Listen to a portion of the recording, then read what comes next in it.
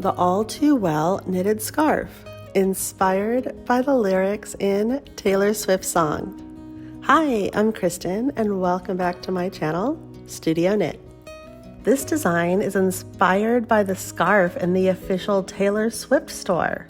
However, we are going to hand knit this scarf while her shop offers a machine knit version.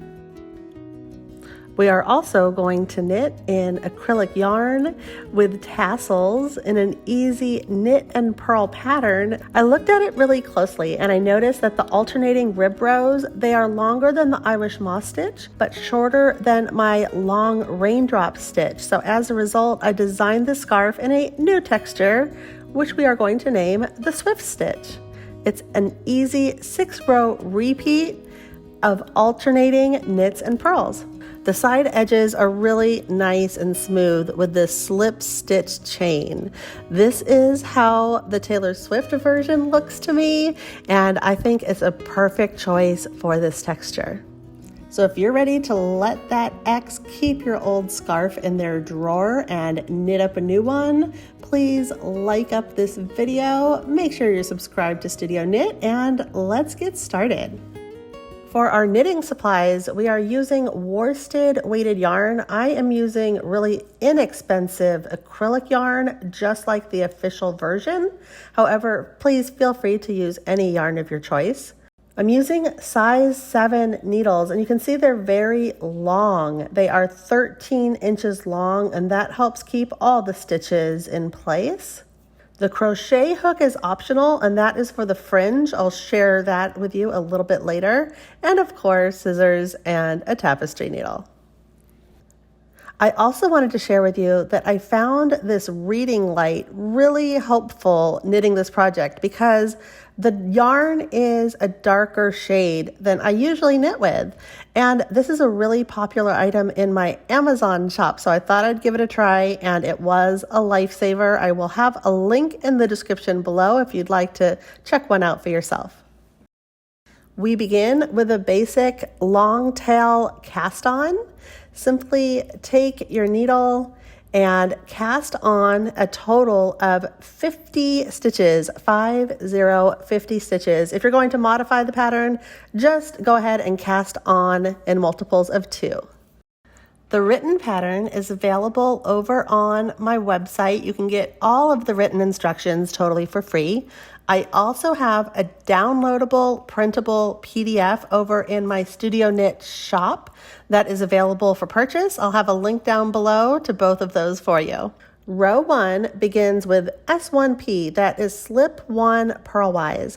I have a video that shares this a little bit more in detail, but I will show you how we do this. We just slip that first stitch as if to purl with our yarn in the back. And then it begins a series of K1, P1. So between those asterisks, those little stars, that means we repeat. So we start with a knit 1, and then we bring our yarn around to the front so that we can purl 1. And this knit 1, purl 1 is repeated all the way down the row until we have just 1 stitch remaining. And we are going to purl that last stitch. Every single row, we actually are going to purl that last stitch. The slip 1 and the purl at the end, those are going to help us make that really beautiful chain edge. On row 2, it's exactly the same. Slip 1 stitch purlwise, knit 1, and then bringing our yarn to the front, we're going to purl 1 and repeat knit 1, purl 1 all the way down the row, finishing with purl 1. Here on row 3, we are doing the exact same thing. It is slipping 1 purlwise, knitting 1, and bringing our yarn to the front to purl 1, and continuing this series of knit 1, purl 1 all the way down the row. And you're probably familiar with the 1x1 rib stitch. That is what we're starting out with. But in the Swift stitch, we are going to alternate these 3 little rows of rib stitching. Again, we are slipping one purlwise with our yarn in the back, but this time we're going to begin that second stitch with purl 1. So it's P1 and then K1, knitting 1, bringing our yarn to the back, and continuing this series of purl 1, knit 1, all the way down the row until we get to our final stitch, and we're going to purl that last stitch.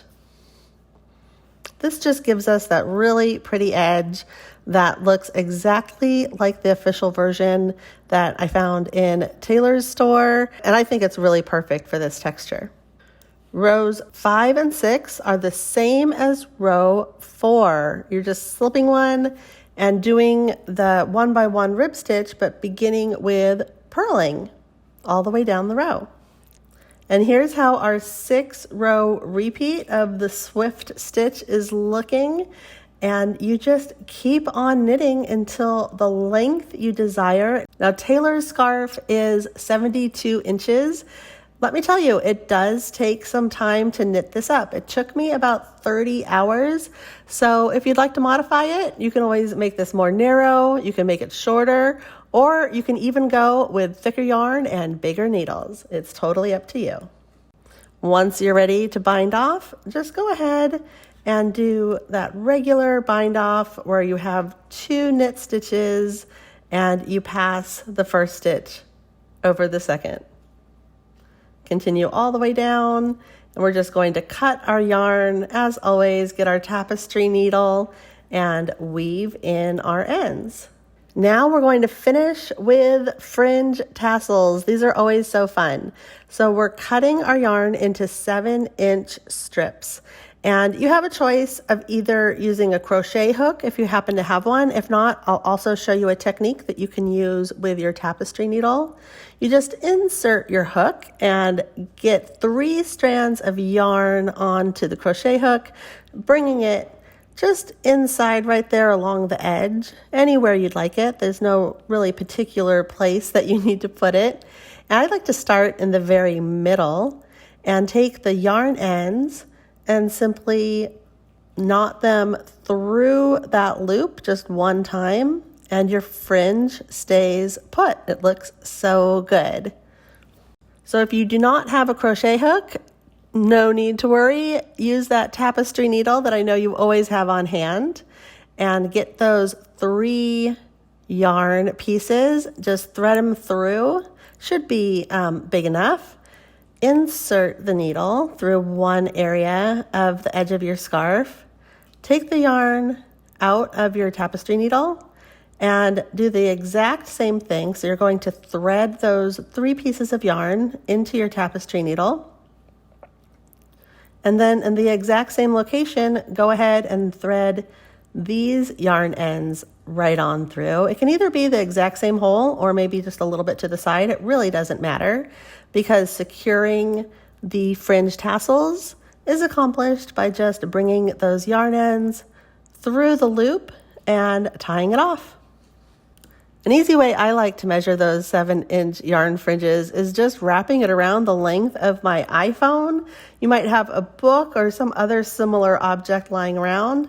It just makes it really nice and fast, and you don't have to be really particular about how long they are. I'm adding 17 tassels to each edge of my scarf, and I'm also going to trim the edges so that they're just a little bit neater. I hope you are inspired to knit my all-too-well scarf for yourself, your family, and friends.